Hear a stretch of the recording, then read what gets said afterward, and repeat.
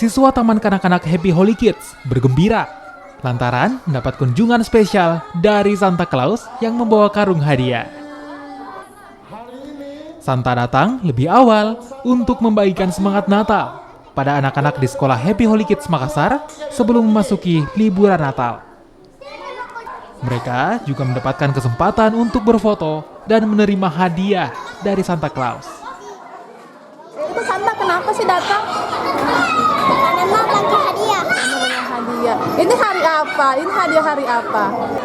Natal. Nah, suka nggak sama Natal? Suka. Kenapa suka Natal? Banyak apa kalau Natal? Banyak hadiah. Banyak hadiah.